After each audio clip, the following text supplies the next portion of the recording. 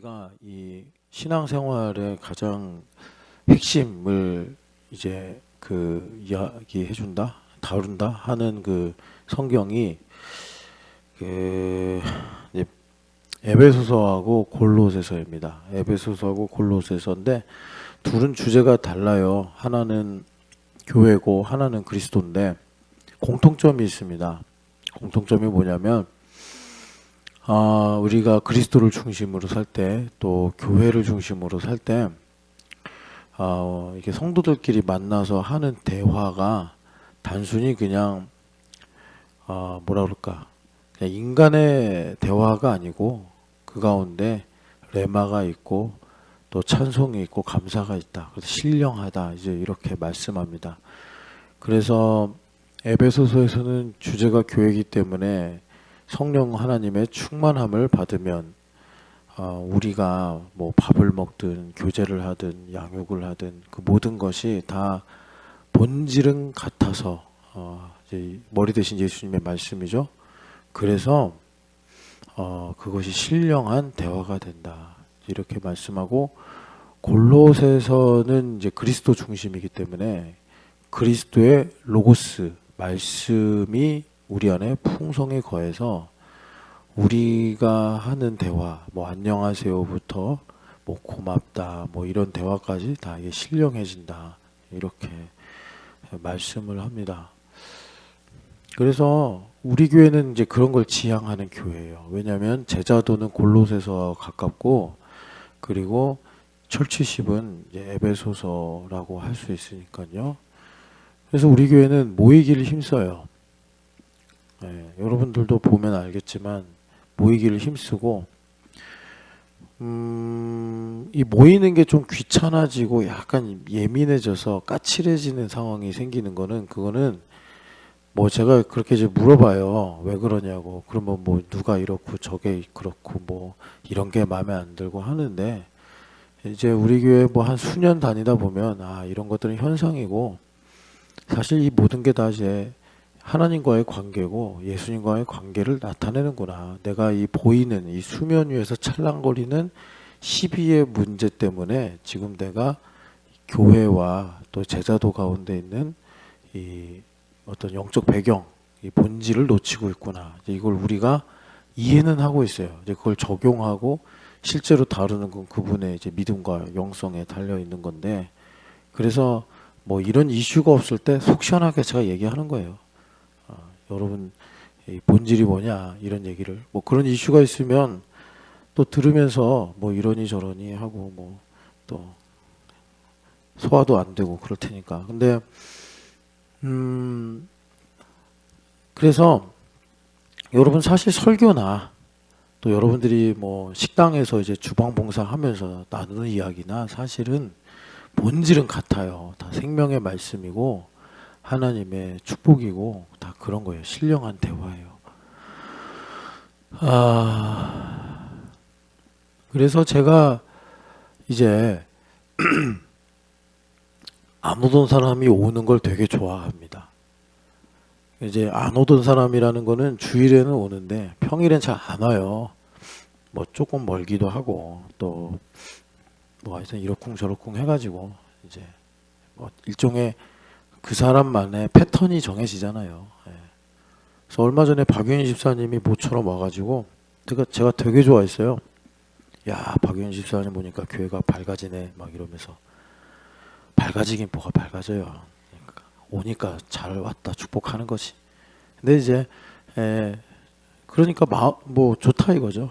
좋다 이건데 오는 걸 왜 좋아하냐면 여러분들이 만약에 주일 설교를 잘 들어서 원래 이제 우리 교회가 처음부터 반출을 되게 강조했습니다. 이 되새김질. 그래서 우리 교회는 큐티를 안 한다. 뭐 이런 얘기도 많이 했고, 우리 교회는 위클리 브레드로 산다. 이런 얘기들을 많이 강조했어요. 그래서 주일에 들은 말씀을 가지고 사실 지금 새벽 예배도 계속 되새김질 하는 거예요. 주일에 주제가 새로운 이제 새 사람과 새로운 삶이다 해가지고 이제 비밀을 가지고 우리가 말씀을 들었잖아요. 그래서 우리 교회 설교는 주일 설교가 제일 쉽고 그리고 이제 새벽 예배 때는 말씀을 좀 더 뭐 실제적으로라든가 아니면 깊이 있게 다룰 수밖에 없어요. 계속 묵상이 돼야 되니까. 이대에서 컨베이어 벨트다 해가지고 전도 축제 하잖아요. 그런데 그 이런 거죠. 그러니까 컨베이어 벨트가 어떻게 보면은 대량 생산의 이 상징이기 때문에 약간 좀 부정적인 느낌도 있지만 어쨌든 우리가 교회가 되어 살면 하나님께서 이제 거룩한 컨베이어 벨트에 올려놓으셔가지고 그냥 교회가 되어 살면 계속 반추가 되는 거예요. 이거 엄청 거룩한 거거든요. 하여튼 그렇습니다. 이게 설교의 이런 흐름이 그렇다는 거예요. 그래서 주일 설교를 잘 들으시면 결국 새벽에 말씀을 들을 수밖에 없어요. 그냥 새벽에 말씀을 잘 안 듣는다. 뭐 이제 징검다리로 퐁당하고 있다. 그러면 그 사람 주일 설교를 그만큼 뭐 3분의 1 들었다거나 10분의 1 들었다거나 그런 거예요. 우리 입장에선 주일에 이제 설교 뭐 듣고 뭐 이렇게 기도하고 이러면 잘 들었다 이러는데 그게 잘 들은 게 아니라니까요. 그게 정말 생명의 말씀이면 날 새벽 예배 끌고 나와야 되고 나를 교회에 끌고 나와야 돼요. 그래서 새벽 예배도 말씀을 듣지만 여러분 이제 그림이라는 게 만약에 정물하면 정물만 있으면 안 되잖아요. 그죠? 배경도 있어야 되고 뭐 이렇잖아요. 그래서 그런데 도화지를 채우는 게 이제 우리가 주중에 뭐 봉사를 한다든지 공동체 모임이 있다든지 아니면 지나가다 혼자 들린다든지 심심해서 밥 먹으러 온다든지 그래서 말을 섞는 거예요. 근데 인간 중심으로 말하면 그런 건 이제 교회 생활하는데 뭔가 이제 사투리다 이런 생각이 있잖아요. 뭐 그거 꼭 해야 돼? 이거 해야 되는 거 아니에요. 뭐 그거 한다고 뭐 사실 사람들이 막 존경하거나 뭐 본인이 이게 막 피부에 실감되게 달라지거나 그런 건 없어요. 그런데 아시겠지만 이제 주님께서 이 교회를 가족으로 비유할 때가 있었거든요. 그러니까 내 형제가 누구냐 이런 질문도 하시고 가족에게 본질은 사실 그 짜투리입니다. 짜투리를 얼마나 의미 있게 볼 수 있느냐가 그 가족의 어떤 화목, 그 가족의 밀도를 증명하는 거예요. 그러니까 호적상은 가족인데 짜투리 시간이 없어. 그럼 그거는 되게 불행한 가족이 되는 거죠. 이게 참 신기해요. 회사 조직이다 그러면 짜투리는 필요 없어. 이윤을 위한 뭐 사업, 뭐 영업 이런 게 중요하잖아요. 우리 교회 정말 교회가 교회됨이 된다면 예배는 사실은 뭐 이게 하냐마냐 이거 질문에 붙일 문제는 아니잖아요. 근데 정말 교회가 교회되면 이 짜투리가 진짜 배기가 되는 거예요. 짜투리가. 그래서 제가 이제 교회를 잘 안 오는 사람인데 왜 왔지? 이러면 정말 좋은 거예요. 정말 이 사람 복되다. 저는 이제 목사잖아요. 메신저란 말이에요, 여러분들한테. 그래서 사실 그렇게 와서 저랑 이렇게 가끔 이제 제자도도 아니고 예배 설교도 아닌데 이렇게 사담을 나눌 때가 있어요. 그거 되게 중요합니다, 여러분. 제가 쓸데없이 그냥 농담 따먹게 하고 그러는 거 아니에요. 메신저기 때문에 그래서 참 그런 시간이 중요하다 생각하는데 제가 왜 그러면 이제 이런 긴 서론을 얘기하느냐. 안 할래요. 하려고 했는데 에휴, 궁금하면 자기 얘기 같으면 와서 나한테 물어봐요. 하려고 했는데 안 할래. 자, 이사야서 40장 어제도 읽었는데 오늘도 이제 다시 보는 겁니다. 안타까워서 그래요. 해주고 싶은데 뭐 교회를 안 오니까 해줄 수 없잖아요. 해줄 수 없고 해야 되는데 이 말은 진짜 해야 되는데 교회를 안 오면 해줄 수가 없어요. 이게 되게 중요합니다. 아니 그러면 목사님 좀 신방을 오든가 뭐 개인적으로 전화를 하면 되지 않습니까? 근데 그게 또 말이라는 게 시간도 중요한데 그 장소도 되게 또 중요해요. 환경. 지금 교회에 와서 이제 내가 할 수 있는 말이라서 자, 우리가 40장 이제 1, 2절부터 이제 8절까지 읽었는데 오늘은 8절까지 쭉 이제 좀 나누려고 합니다. 근데 여기 어제 강조하다가 이제 시간이 다 돼서 마무리했는데 여기 위로하라 말씀 있죠. 이 위로가 쉬운 말이 아닙니다. 그러니까 우리가 그냥 한글로 읽으면 하나님 날 위로해 주시나니까 좋은 얘기네 이렇게 생각할 수 있는데 중요한 말씀입니다. 매우 중요한 말씀이고 이사야서 40장이 이사야서 전체에서 그러니까 이 40장 때문에 이사야서를 사람들이 인위적으로 1권, 2권으로 나눕니다. 우리처럼 보수적인 신앙의 사람들은 이걸 나누지 않아요. 왜냐하면 나눠버리면 이사야가 썼다는 책이죠. 근데 그 저작권이 위협을 받아요. 그러니까 이사야서 39장까지는 이사야 선지자가 쓴 것 같아. 보면 이사야 선지자가 뭐 아하스 왕도 만나고 히스기야 왕도 만나고 해서 이사야 당대 이야기예요. 역사적인 사실들. 그래서 이사야가 쓴 것 같은데 40장부터는 이사야가 쓴 것 같지가 않아요. 쭉 읽어보면은 이 말씀이 이스라엘 백성들이 포로로 갔다가 돌아온 뒤의 상황을 가리키고 있어요. 이사야 선지자는 그 순교하셨거든요. 히스기야 왕의 아들 때 순교했어요. 그 아하스 왕 때. 그래서 이 40장 이후는 그러니까 이제 진보적인 신학자들은 아니다. 이거 이사야가 쓴 거 아니고 이사야를 추종하는 사람들이 쓴 거다. 그런데 이 저작권이 상당히 중요합니다. 저작권이. 뭐 이건 이제 신학적인 이야기니까. 그런데 이제 우리는 보수기 때문에 그걸 둘로 안 나눕니다. 내용이 달라도 하나님의 초월성을 믿고 뭐 여러분 이사야서가 쓰여진 다음부터 이사야가 썼다고 의심하지 않았으니까 지금까지 이사야서인데 2000년이 지난 우리가 이거를 시간을 2000년의 공백을 뛰어넘어 이사야가 쓴 게 맞을까 안 맞을까 말하는 것 자체가 사실 그보다 앞선 사람들이 생각하는 거를 능가하기가 쉽지 않잖아요.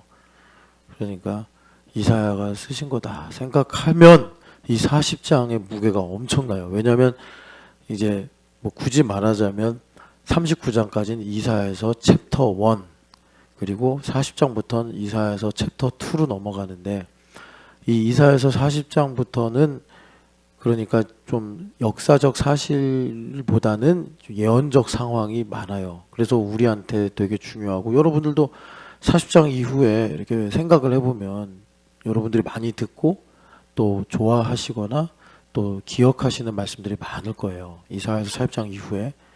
그래서 이사야가 썼다고 할 때 이 40장부터 66장까지 무게가 상당히 중요해지는데 우리한테 와닿는데 그 중에 이제 40장이 이제 시작을 포문을 여는 거니까. 근데 여러분 사실 성경을 장절을 안 나눴잖아요. 그죠? 원래는.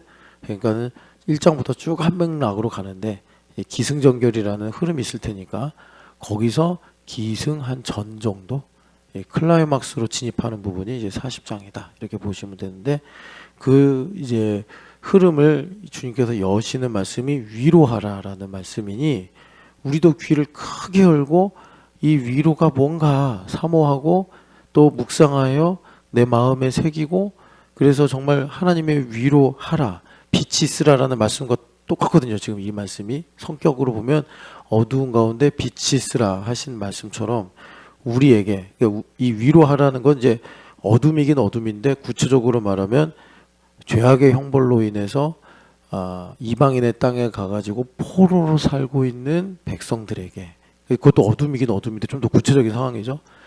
그런 이들에게 빛이 있으라 하신 것처럼 똑같은 성격인데 위로하라 이렇게 이제 말씀하시는 거예요.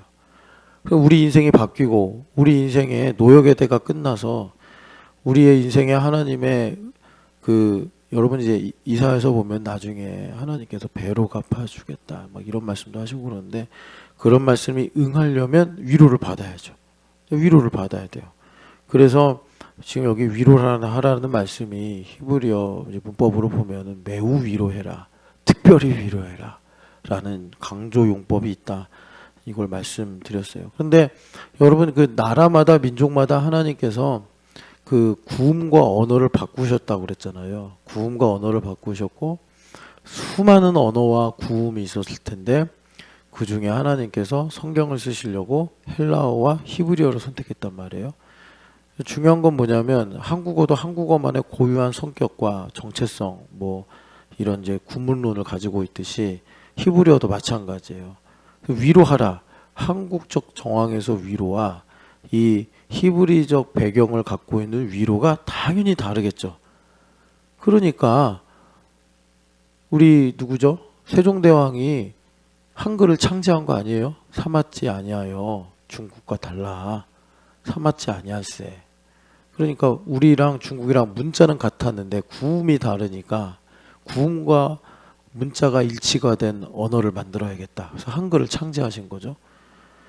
우리가 이 어쨌든 위로라고 이렇게 번역을 해서 읽기는 하지만 이 의미가 차이가 있단 말이에요.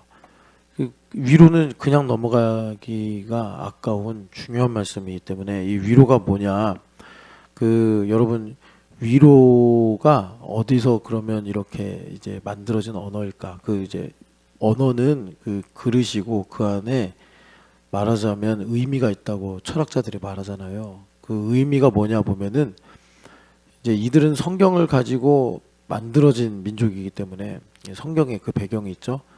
하나님께서 우리에게 지혜를 주시죠. 지혜를 주실 때 욥기에 보니까 숨결이다 그렇게 말씀해요. 하고 숨결이다. 그래서 전능자의 숨결이 창세기 2장의 7절 보면 하나님께서 흙으로 사람을 이렇게 빚으시고 코에 하고 생기를 불어넣으셨다 그래요. 지혜와 생명이 이게 이제 하나가 되는 거죠. 지혜가 없으면 죽은 거나 마찬가지예요. 흙덩어리나 똑같이 사는 거예요. 하나님 중심의 지혜가 있으면 이제 내가 이제 생명력을 갖고 살게 되는 거예요. 그런데 여기서도 또 이스라엘 백성들이 이제 성경 말씀 묵상하면서 아마 캐치한 게 아닌가 싶은데 이 브레스 숨결에도 얕은 숨결이 있고 깊은 숨결이 있다. 네. 그래서 우리가 이게 잔호흡이라고 그러잖아요. 뭐 모르잖아요. 우리가 숨 쉬는 거. 이거 다 자율신경계 움직이니까 이게 잔호흡이죠. 근데 이제 건강해지려면 가끔씩 하는 깊은 호흡을 해야 된다는 거예요. 그런데 이 깊은 호흡이 이거는 좀 모든 민족의 뭐라고 그럴까? 이 공통된 내용인 것 같아요. 하면 뭔가 그 사람의 깊은 마음의 깊은 곳에 있는 감정, 생각이 담겨져 있다. 이런 느낌이 있어요. 우리나라도 하는 거랑 어떤 사람이 하는 거랑 달라요. 이거 억지로 말하는 게 아니라 이런 뭐 심상이 있다고 모든 인간의 마음속에. 그러니까 하나님도 이제 숨결로 말씀하실 때 하시는 차원의 숨결이 있다. 이거를 그 잠언이나 고린도전서 2장에 뭐라 그러냐면 하나님의 깊은 것이다. 이거예요. 하나님의 깊은 것이다. 그래서 노역의 때가 끝났다. 이건 여러분들이 이제 예레미야서나 역대하를 읽어보면 아시겠지만 하나님께서 이제 안식일, 안식년을 기준으로 70년을 정해 놓으셨단 말이에요. 그래서 그게 끝난 거예요. 70년이. 70년이 끝날 때 무슨 일이 일어나느냐? 하나님의 깊은 것을 해방을 이제 경험하는 이스라엘 백성들에게 하나님의 깊은 것이 깨달아지더라. 그래서 여러분 한번 이런 거 생각해 보셨어요? 성경에 보면은 뭐 40년이다 혹은 70년이다 이런 이제 기한이 나오잖아요. 저는 좀 이런 생각을 좀 해봤어요. 70년이 되면 북한이 좀 달라지지 않을까. 그런데 지금 70년이 훌쩍 넘었는데 안 달라지네. 그래가지고 조금 역시 그 구약과 우리 시대는 조금 다르구나 이런 생각을 좀 했어요. 그러니까 우리가 이런 이제 기한들을 상징적으로 비유로 이제 이해를 해야 되는 거죠. 저는 여러분들에게 우리에게 이 노역의 때가 끝났다. 하는 말씀이 이루어지기를 축복합니다. 예, 그때가 언제예요? 우리는 70년이 아니라 상징적 70으로서 어떤 때냐? 하나님의 이 배 깊은 곳에 있는 공기가 하나님의 입술을 통해서 하고 이제 우리 안에 들어온단 말이에요. 욥기에 나오는 것처럼 그 깊은 숨결이 그렇게 될 때 그 레위기 이제 26장의 일종의 그게 예언인데 왜냐하면 그때는 이스라엘 백성들 가나안 땅에 들어가지도 않을 때란 말이에요. 그런데 하나님께서 너희들이 불순종해서 이방 땅에 포로로 끌려가 가지고 거기서 이제 거룩의 하이엔드를 이룰 것이다. 우리가 종종 말하는 거룩의 초격차. 제가 어제 되게 재미있는 다큐를 봤는데 그거를 보니까 야, 이거 반도체가 대단한 거구나. 맨날 쓰기만 하고 비싸다고만 생각했지 그게 뭔지 잘 몰랐는데 과학자들의 말을 들으니까 확 실감이 되더라고요. 그래서 그 중에 그 생물학자가 이런 말을 하는 거예요. 우리나라는 기름 한 방울이 안 나오는데 이 웨이퍼를 만드니까 이 웨이퍼 판이 머리카락의 10분의 1 두께래요. 와, 진짜. 근데 거기에다가 이제 뭐 HBM도 만들고 뭐 또 CPU도 만들고 이러니까 GPU도 만들고 그러니까 우리나라가 대단한 하이엔드의 기술을 가지고 있는 거죠. 여하튼 간에 그 거룩의 초격차. 그래서 풀잎에서 일어나는 바람 소리도 들을 수 있는 그것을 주님께서 율법적으로 말씀하신 것이 너희들이 먼 이방 땅에 가서 하나님께서 정하신 공의에 이제 충족이 되는 때가 올 때, 그럼 어떻게 된다고요? 죄악의 형벌을 기뻐할 날이 올 것이다. 이렇게 이제 말씀을 해요. 그게 거룩의 하이엔드니라. 그러니까 이제 우리에게 적용하면 우리 인생에 그런 바벨론 유수가 있어요. 건강의 문제라든가 관계의 문제라든가 물질의 문제라든가 뭐 있어요. 사람마다. 왜? 흑암에 사니까 왜 없겠어요. 다 있다고. 다 있는데 누구나 주님께서 이스라엘 백성의 역사를 통해 가르쳐 주시는 것처럼 노역의 때가 끝날 때가 있다고. 노역의 때가 끝날 때가 있어. 그 노역의 때가 끝날 때가 언제예요? 아, 하나님의 선하신 뜻이 이거였구나. 그걸 모를 때는 그냥 힘들죠. 노역하며 살아야 되니까. 포로로 살아야 되니까. 소망은 있어도 힘들죠. 그래서 여기서 되게 중요한 게 뭐냐면 위로가 우리 하나님께서 우리한테 가르쳐 주시기를 추위를 타는 형제에게 야 따뜻하게 입어. 배고파하는 형제에게 야 많이 좋은 거 먹어. 이렇게 하면 되겠냐. 요한일서에서. 추워하는 형제에게 옷을 주고 또 배고파하는 형제에게 음식을 줘야지 그게 진짜 사랑 아니냐. 주님께서 그래서 말과 이제 진실함으로 아니야 행함과 진실함으로 사랑해라 그러잖아요. 여기 위로가 그거예요. 위로가. 그래서 제가 정말 우리 여기 오랜만에 보니까 뭐 여러 분이 계시긴 한데 강성모 집사님 여기 있는데 모 플랜츠는 누구예요? 아 열고 오신 거예요? 아 열고 오신 거예요. 강성모 집사님 여기 계신데 또 누가 유령인가 해가지고 박소영 집사님이었네. 이야 박소영 집사님이 온 거 진작에 알고 있었죠. 네. 진작에 알고 있었는데 좀 잘해라 박소영 진짜. 근데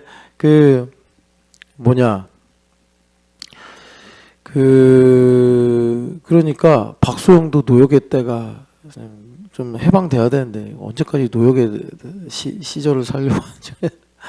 근데 이게 이제 하나님의 깊은 마음 속에서 후 하고 나오죠. 그러면 그거는요 그냥 깨달음만 오는 게 절대 아니에요. 정말로 물리적인 변화가 있어요. 그 노역의 때가 끝나면 어떻게 되는 거죠? 가나안 땅으로 돌아가는 거예요. 우리 교회가 리얼리티 교회, 실제 교회잖아요.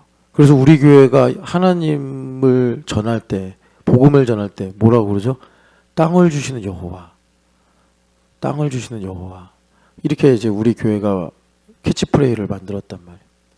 그러니까 이 위로를 하신다는 게, 야 배고프니 밥 먹어가 아니라 진짜 주님께서 하나님의 진미와 하나님의 포도주를 우리한테 주시면서 위로를 하시는 거지, 그림을 보여주시면서 이거 내가 해줄게 이렇게 하는 게 아니란 말이에요. 근데 왜 따로 그거 어떻게 걸어왔어요? 세상에, 이 새벽에 감히 걸어온 거야? 이야, 너 되게 힘들었겠다. 아니 좀 같이 오지 그랬어요. 보미 집사님.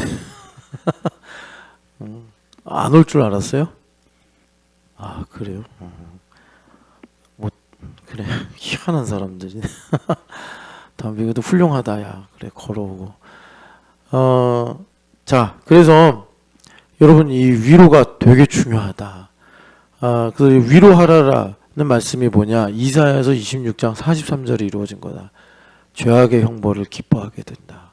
근데 죄악의 형벌을 기뻐하는 게, 하나님의 선하신 뜻이 이런 거였구나 로만 안 돼요. 위로가, 우리는 잠을 자야 되고 먹어야 되는 존재이기 때문에 하나님께서 리얼리티를 주셔야 된단 말이에요. 그래서 여러분 그 이사야서에서 사람들이 좋아하는 성경이 60장하고 61장인데 61장에 희년이 오잖아요. 그게 이제 희년이라고. 희년, 그 70년이 다 차는 게. 그래서 희년이 오면 주님께서 어떤 일을 하신다고 그랬느냐면 61장에 보면은 8절을 7절 8절 같이 읽겠습니다. 너희가 수치 대신에 보상을 배나 얻으며 능욕 대신에 몫으로 말미암아 즐거워할 것이라. 그리하여 그들의 땅에서 갑절이나 얻고 영원한 기쁨이 있으리라. 여기까지만 봐도 충분한데 하나님께서 갑절로 갚아주시고 보상을 배나 해주시고 또 능욕 대신에 하나님께서 몫을 주시고 이런 거예요. 인생을 이렇게 기가 막히게 살아야지.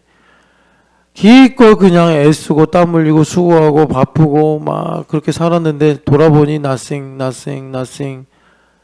아니 무슨 자기가 휘트니 휴스턴이라고, 그쵸? nothing. 그 뭐 이 노래 있잖아요. 아니 그 nothing의 인생을 살 거냐고.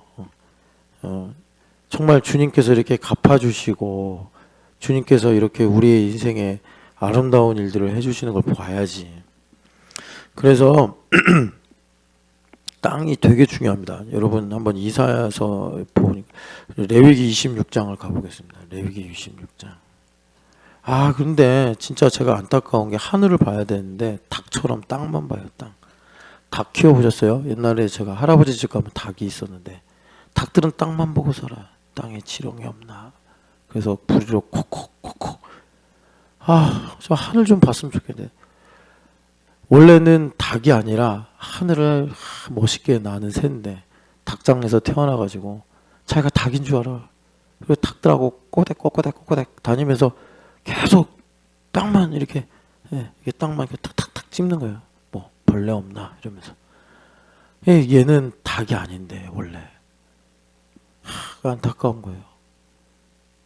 이런 얘기를 좀 만나면 해줘야 되는데 교회를 안 오니까. 자, 26장 43절 같이 읽어보겠습니다. 그들이 내 법도를 싫어하며 내 규례를 멸시하였으므로 그 땅을 떠나서 사람이 없을 때에 그 땅을 황폐하여 안식을 누릴 것이요 그들은 자기 죄악의 형벌을 받으리라. 아멘. 그럼 여기 이제 자기 형벌을 받는데 41절 보면은 그들이 마음이 낮아져서 죄악의 형벌을 기쁘게 받으면 하나님께서 뭘 주신다고요? 땅을 기억하리라.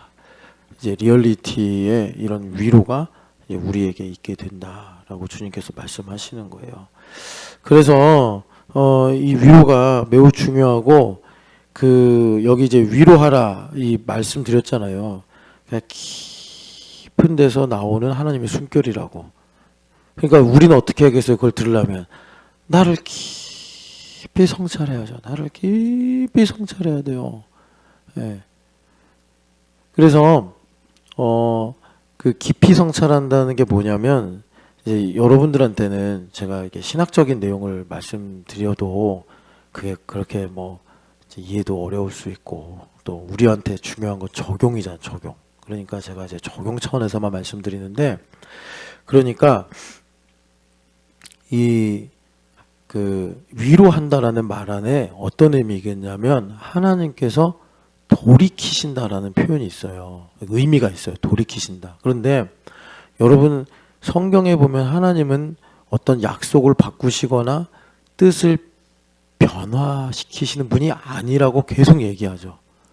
그런데 가끔 보면 후회하셨다, 돌이키셨다 이런 말씀도 있어요. 그건 왜 그런 거냐?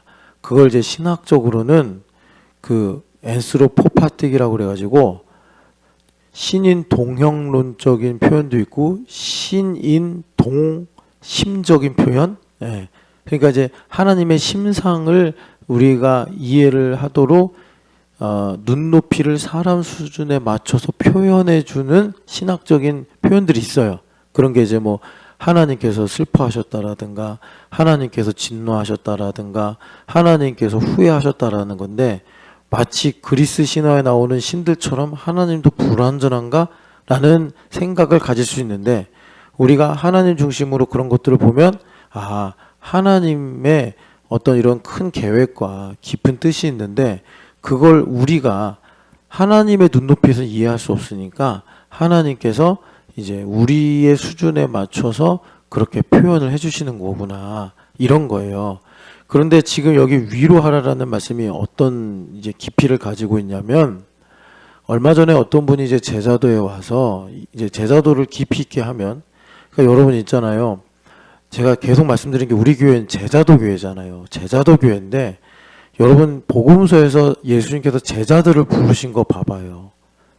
그러면 여러분들이 거기서 되게 좀 뉘앙스를 잘 찾아야 돼요. 왜냐하면 12사도가 있고 70인의 제자가 있고 나중에 보면 그보다 더 많은 제자가 있어요. 뭐 120명, 500명 이렇게. 그러니까 이제 마띠아 같은 사람도 12명에는 안 들어왔다가 가룟 유다가 자기 직분을 버리고 가버리니까 이제 마띠아가 들어온 거잖아요. 그런데 이런 걸 보면은 주님께서 그러면 이렇게 이제 일방적으로 끌고 들어오신 것이냐, 그들이 자원한 것이냐, 이런 뉘앙스를 잘 보셔야 돼요. 제자도가. 왜냐하면 그리스도를 배우는 게 제자도인데, 이 그리스도를 배운다는 것이 학교에서 공부하거나 내가 무슨 뭐 시험을 합격해서 내가 그 자격을 취득하는 그런 성격이 아니거든요. 그래서 제자도라는 게 그러니까 상호 간의 동의가 있어야 되는 거예요. 그러니까 목사도 제자도를 하려면 저 사람이 얼마만큼 동의를 가지고 있는지를 보고 가야지, 제가 그걸 무시하고 학교에서 선생님이 이 새끼들 공부 안 해? 하듯이 내가 제자도를 하면 안 되는 거예요. 그거 예수님께 결례를 행하는 거예요. 예수님도 싫다는 사람 잡아당긴 적 없고 또 좋다는 사람 막은 적은 없으신데 아무나 들어오게는 안 하셨어요. 예수님도. 이게 뉘앙스가 한 말로 딱 떨어지지가 않아요. 제자도가. 어떻게 보면 운이 작용한 것 같기도 하고 어떻게 보면 저 사람의 열심히 또 역할을 한 것 같기도 하면서 어떻게 보면 또 뭐라 그럴까, 하나님께서 강권적으로 하신 것 같기도 하고.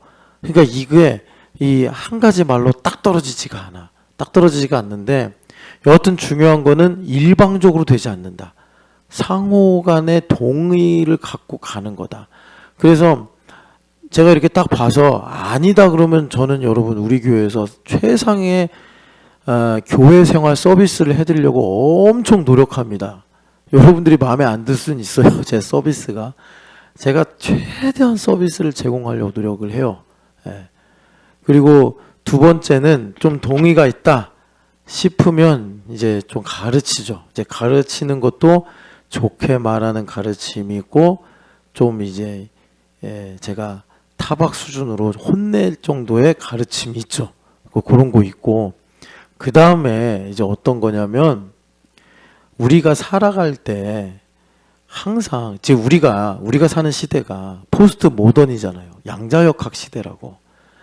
그래서 우리가 살아가는 모든 것이 다 그런 양자역학의 세계관에 의해 움직여요. 그러니까 무슨 말이냐면 양자역학으로 가는 게 뭐냐, 여기 만약에 5명이 있어요. 그리고 이 컵이 있어요. 이 컵의 뜻을 말해보자. 그러면 옛날에는 5명 중에 나이가 제일 많은 사람, 컵을 만든 사람, 컵에 관한 프로페셔널 이런 사람들이 하는 말이 정의가 됐어요. 근데 이제는 그게 아니에요. 컵에 대해 아무것도 몰라도 그 5명 중에 이제 그 들어간 사람이 5명이 말한 게 다 정의가 되는 시대예요. 그러니까 복잡한 거예요. 컵의 전문가도 있고 컵의 비전문가도 있고 컵을 좋아하는 사람도 있고 컵을 안 좋아하는 사람이 있는데 이 5명이 모여서 혹은 10명이 모여서 혹은 100명이 모여서 자, 이 컵에 대해서 얘기해 봅시다. 100명이 하는 말이 다 진리가 되고 100명이 하는 말이 다 정의가 되고 100명이 하는 말이 다 참이 되는 시대가 우리 시대예요. 그러니까 이런 시대에 진짜 혼란이 있고 정신이 없는 거고 신앙생활하기가 진짜 힘든 거예요. 그래서 우리 교회가 택한 방법이 뭐냐면 율법적으로 권위를 세우는 게 아니라 리얼리티로 가는 거예요. 우리 주님께서. 왜냐하면 리얼리티는 이거는 이 토론에 붙일 수가 없는 거예요. 가나안 땅은 실제로 성경에 나오는 것처럼 애굽 시내부터 유프라테스 강까지가 하나님 약속하신 가나안 땅이에요. 그거를 무슨 뭐 100명이 와서 가나안 땅을 어딘지 찾아보자. 이거는 말이 성립이 안 되는 거예요. 그러니까 리얼리티로 가야지 이런 정말 혼란스럽고 다극화된 시대 속에서 우리가 신앙을 지키고 진리를 가지고 살아갈 수가 있는 거예요. 지금 상황 속에서 예를 들어서 김상문 형제가 여기 있는데 하나님의 뜻이 뭐냐? 김상문이 하는 말도 옳고 제가 하는 말도 옳고 여기 계신 분들이 참견하는 말도 다 오늘 옳은 시대가 이 시대예요. 그러니 목사가 나름 그래도 프로페셔널인데 상문 이렇게 해 이 들어가겠냐고. 그런데 또 우리나라가 잘 살면서 잘 먹고 잘 살면서 이게 교양이 생겼네. 상문 형제 어떻게 해요? 아, 예, 목사님 알겠습니다. 그리고 안 하죠. 아, 참 대단한 내공들을 가지고 계셔가지고 아, 목사님 네 알겠습니다 하고 안 해요. 그 안에 이야 진짜 엄청난 포항제철소에서 만든 철벽이 3중, 4중, 5중으로 있어. 우리 그런 시대에 살고 있다고. 그러니까 주님께서 아까 전에 이방인의 땅에 가가지고 노역의 때를 보내겠다. 그럼 너희들이 그 굳은 마음, 그 마음의 할례를 받지 않은 그 굳은 마음이 녹아지는 게 70년이라고 이제 역사 속에 기록하셨고 그게 우리에게 상징으로 오는데 야 우리 마음의 이 강철 이 대문은 700년이 지나도 700년 동안 노역살이를 해도 이 그 중꺽만가 이게 좋은 말인데 어쩔 때는 진짜 우리 인생에 이게 최악의 말이 됐어요. 안 꺾여. 마음이 안 꺾여. 하나님만 하실 수 있는 거예요. 하나님만. 진짜 참 우리가 이런 시대를 살고 있어요. 그래서 제가 지금 제자도 설명하는 거잖아요. 제자도가 이제 좀 깊이 들어가면 여러분들한테 미리 말씀드린 거 이런 거 이슈가 없으니까 얘기해 드리는 거예요. 무슨 얘기냐? 보미 집사가 제자도예요. 그러면 예를 들어 이제 보미 집사가님이 엄마니까 담비를 어떻게 가르쳐야 되느냐 하면 당연히 데이터는 보미 집사가 더 많죠. 제가 담비에 대해서 뭘 알겠어요. 그냥 교회에서 주말 캠프 할 때 본 거 그 정도지. 그런데 이제 이렇게 가지고 가면 이제 대화가 안 되죠. 리얼리티를 갖고 말할 수가 없죠. 그런데 이제 보미 집사가 볼 때 담비는 이렇게 가르쳐야 된다. 그것도 맞는 말. 저는 제 관점에서 저렇게 가르쳐야 된다. 그럼 이렇게와 저렇게가 이렇게 나뉜단 말이에요. 상충되는 거예요. 그럴 때 제자도는 뭐냐? 보미 집사가 이렇게 가르쳐야 된다는 말이 옳긴 해. 옳은데 하나님께서 우리를 교회로 부르시고 그래서 지교회가 상당히 이제 중요해집니다. 이 신촌연합교회라는 리얼리티가 있는 거잖아요. 125-17번지. 이 신촌연합교회라는 이 리얼리티 속에서 머리이신 예수님께서 이 문제에 대해서 남성이요 나보다 데이터가 부족하면서 어떤 구체적인 기질과 영성과 성향을 가진 담임 목사를 통해 나에게 이렇게 말씀하시는구나 하고 그걸 내가 볼 때 이렇게가 옳지만 이렇게가 맞다고 생각하지만 저렇게를 받아들이는 게 제자도의 거의 이제 끝이에요. 그러니까 양자역학적으로 보면은 10가지에 다 맞는 답이야. 1번부터 10번까지 옳은 걸 고르시오. 1번부터 10번까지 다 맞아. 다 맞는데 하나님 중심을 가지고 내가 그 중에 진리를 선택할 수 있는 게 이제 제자도의 거의 끝판왕이에요. 그래서 예수님께서 제자도를 한마디로 이렇게 말씀하실 때 베드로가 예수님 앞에서 헛소리 하니까 하나님의 일을 하는 게 제자도지 사람의 일을 하는 게 제자도냐.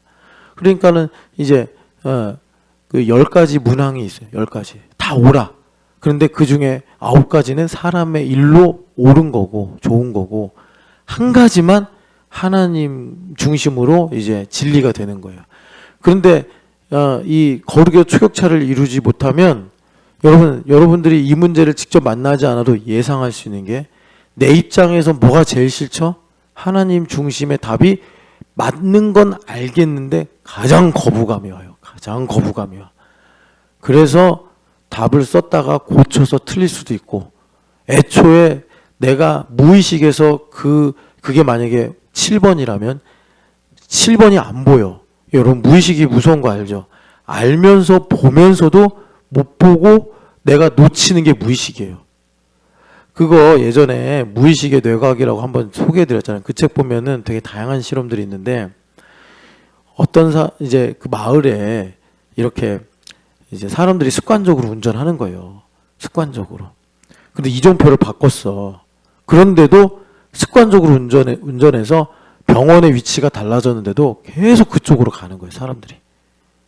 그런데 그 이종표를 봤느냐? 봤어요. 근데 무의식에서 이거를 이제 패스를 해버리게 되는 거예요. 못 읽었다. 기억이 없다. 글자 다 봤는데도 이게 무의식이에요.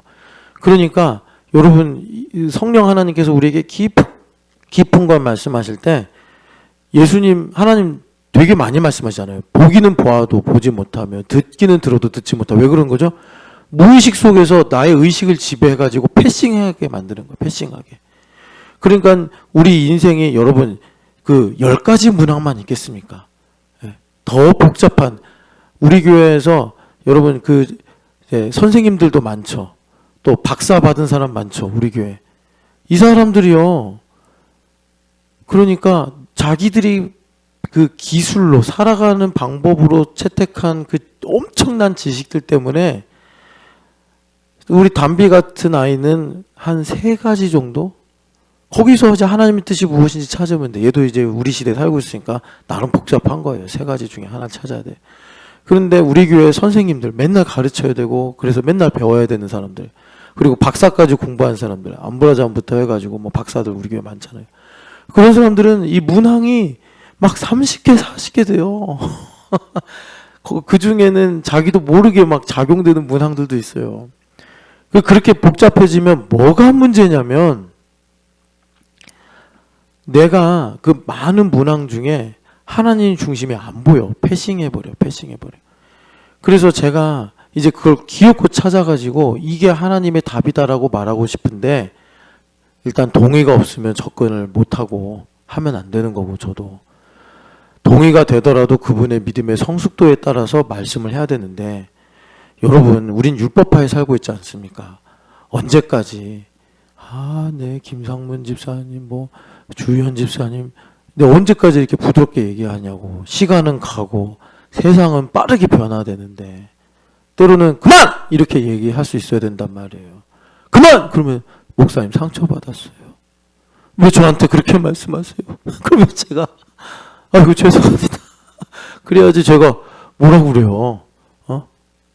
제가 전보미 집사님 막 이렇게 얘기하다가 계속 쓸데없는 소리예요. 그러면 야 전보미 이러죠 제가. 근데 전보미 집사님이 저도 나이 먹을 만큼 먹었어요 목사님. 왜 저한테 말 놓으세요? 정색하고 오면 아이고 죄송합니다. 제가 전 여사님을 아유 죄송합니다. 제가 정말 잘못했습니다. 제가 사과해야 돼요. 그거는. 그러니까 아니 살다 보면은 야 강성모 제가 그렇게 하자는 게 아니에요. 근데 그런 메시지도 있지 않습니까? 만약에 성모 집사님이 도박 중독에 빠졌어. 그럼 제가 가서 야 이 강성모! 이래야죠. 성모야 성모 집사님 도박을 이제 끊으셔야 됩니다. 어떻게 그럽니까 제가 미쳤어 막 이래야죠. 근데 이제 이걸 지나가서 성모 집사님 볼 때 이것도 맞고 엄목사가 말하는 것도 일리는 있고 그런 가운데서 하나님의 뜻이 무엇이냐. 이거는 진짜 예수님께서 그 요한복음에 보면은 제자들한테 그러시잖아요. 내가 너희를 더 이상 종이라 하지 아니하고 친구라 하리라. 이 차원의 내용이에요. 그래서 여러분 그 위로하라라는 말씀을 지금 제가 제자도로 좀 이렇게 여러분들한테 풀어드린 거예요. 하나님의 깊은 것을 통달하신 성령 하나님께서 우리에게 오셔서 교회라는 이 영적 생태계 안에서 우리에게 지혜를 주셔가지고 은혜가 무엇인지를 알게 하시고 더 나아가서 지금 참 그 정말 알 수가 없는 시대에 살고 있어요. 지금 대미 관계로도 보면 미국에서 우리나라에게 대북 정보 안 주겠다고 지금 나왔잖아요. 이거 되게 우리나라 안보에 심각한 문제인데.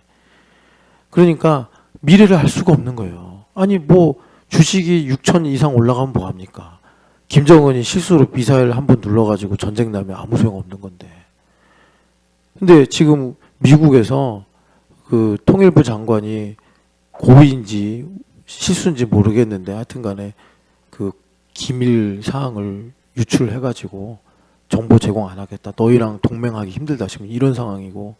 그런데 여기 또 그 유엔 사령관도 있잖아요. 그 한미연합사 사령관도 있잖아요. 그 한미연합사 사령관은 한국이 한반도가 안보적 가치가 있기 때문에 포기하면 안 된다. 이런 주장도 하고 있고. 그러니까 참 우리가 어느 한 가지를 봐도 알 수가 없는 시대에 살고 있어요.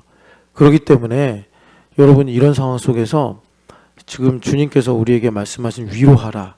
이 말씀을 우리가 무게 있게 듣는 게 되게 중요하다. 그래서 이 위로를 받으면 자 3절부터 시간이 다 가서 3절부터 5절까지는 외치는 자의 소리죠. 이거 세례요한의 소리다. 이렇게 보시면 돼요. 외치는 자의 소리. 세례요한이 그러셨잖아요. 나는 광야에서 외치는 자의 소리다. 외치는 자의 소리가 우리에게 응하면 어떻게 되느냐. 여기 보면은 골짜기마다 도두어지고 산이 낮아지고 이러잖아요. 예수님께서 세례요한은 엘리야라고 하셨거든요. 그러니까 엘리야가 뭘 한다고 말라기서에 예언이 되어 있냐면 자식들의 마음을 아버지께로 돌이키는 역할을 한다. 안 돌아오면 저주를 받는다. 이렇게 말라기가 끝나요. 그러니까 엘리야로서 세례요한 선생님이 오셔가지고 골짜기는 도두어지고 산은 낮아지게 하셔서 시온의 대로를 쫙 여시는데 그게 뭐죠? 회개하는 마음이에요. 회개하는 마음. 그 회개하는 마음이 뭐죠? 여러분 이거 잘 기억하셔야 돼요. 이거 여러 가지 이미지가 교차되는데 여러분 그 에스라서 보면 에스라가 2차로 포로에서 귀환을 해요. 지금 포로 귀환 얘기인데 그런데 아하와 강가에 딱 서보니까 갈 길이 이게 만만치 않은 거예요. 그래서 거기서 금식 기도를 해요. 금식 기도를 하고 예루살렘에 성공적으로 당도를 해서 하나님께 감사 제사를 올려요. 그러니까 이들이 그 먼 메소포타미아 저쪽 이제 이라크 지방에서부터 하나님의 약속의 말씀을 믿고 근데 거기에 뭐가 있냐면 에스라가 가려니까 이거 애들도 많고 또 여기 보면 뭐 다 일반 평민들이고 그런데 그 수천 킬로미터를 걸어서 가자니 야 이거 견적이 안 나오고 이거 갈 수 있을까? 그래서 금식 기도를 했는데 왜 금식 기도를 했냐면 에스라가 권력은 있었어요. 그래가지고 왕한테 호위군 좀 붙여주세요. 그러면 왕이 얼마든지 군대를 이렇게 호위하도록 도와줄 수 있었는데 에스라가 그걸 안 선택해요. 왜 그랬느냐?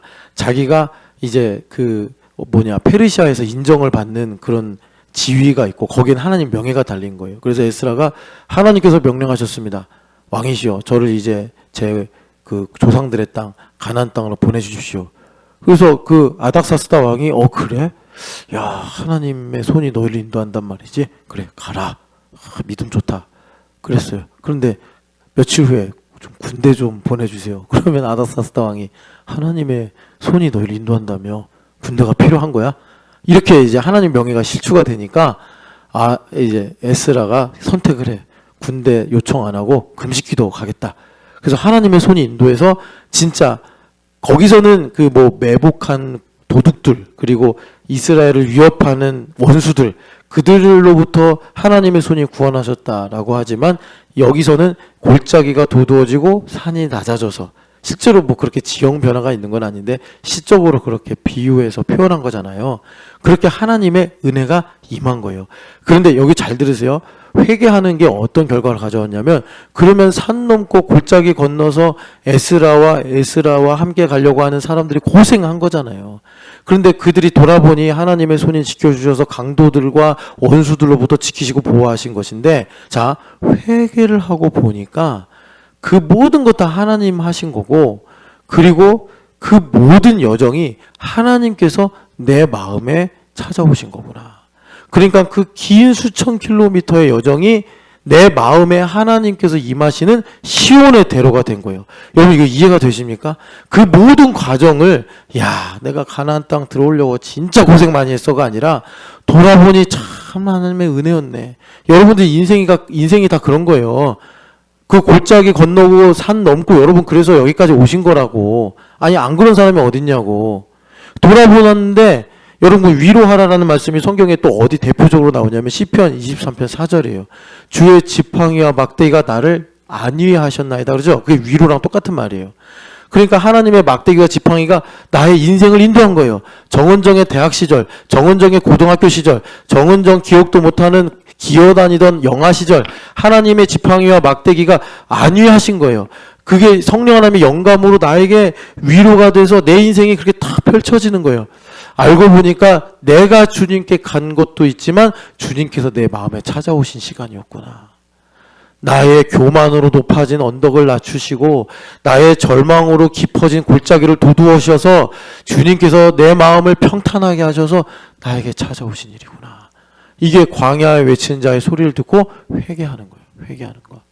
이거를 좀 더 세례요한 집회로 가서 세례요한 스님이 설교하신 걸 갖고 보면 좀 더 여러분 풍성해질 수 있어요. 근데 지금 시간이 없으니까 그 다음에 6절부터 8절이 말하는 자의 소리인데, 이건 그냥 아무개가 말하는 게 아니라 누가 말하는 거죠?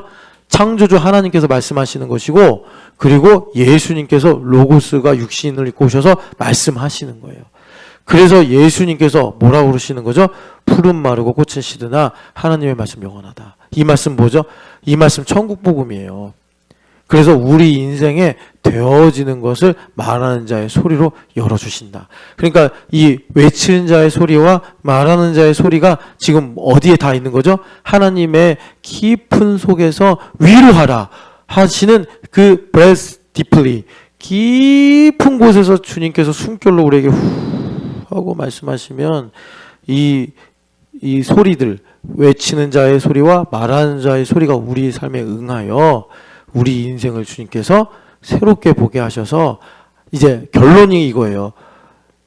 여러분들 중학교 시절 풀처럼 말라서 없어졌죠. 고등학교 시절 시험 못 봐서 낙심하고 슬퍼하던 거 꽃처럼 시들어 없어졌어요. 대학교 때 뭐 재수를 했든 뭐 대학교 때 남자친구랑 여자친구랑 헤어져서 방황을 하고 막 그랬든 다 사라졌어요. 꽃은 시들고 풀은 말랐어요. 다 사라졌다고. 근데 우리가 이제 그 위로하라 주님의 말씀을 들으면 어떻게 되는 거죠? 썩어지지 않은 영원한 하나님의 말씀이 나의 인생에 보이는 거예요. 아, 하나님께서 이 말씀으로 날 인도하신 거구나. 여기까지 가야 돼. 근데 이게 어디서 보이고 나타나느냐? 리얼리티에서 나타난다고. 리얼리티에서. 그러니까 이 말씀이 나에게 리얼리티를 준다라고도 할 수 있고, 동시에 여러분들 지금 우리가 말하는 리얼리티 각각이 다 다르지만 공통분모는 교회라는 리얼리티가 있잖아요. 이 교회라는 리얼리티를 통해서, 그러니까 내가 교회가 되어 머리신 예수님께서 나에게 하시는 말씀을 들으면서, 그래서 제가 말씀드린 게 주만 와서 설교만 쏙 듣고 가지 마라. 좀 와가지고 바탕 좀 채워라. 그래야지 이 그림이 완성되지 않겠냐. 하나님께서 우리에게 여러 가지로 풍성하게 말씀하시는데, 신령한 말씀들을. 그래서 그렇게 듣고 있을 때, 아, 내가 그냥 갈지자로 좌우로 움직이며 방황한 인생인 줄 알았는데 하나님께서 영원한 말씀으로 나를 쭉 인도하신 거구나.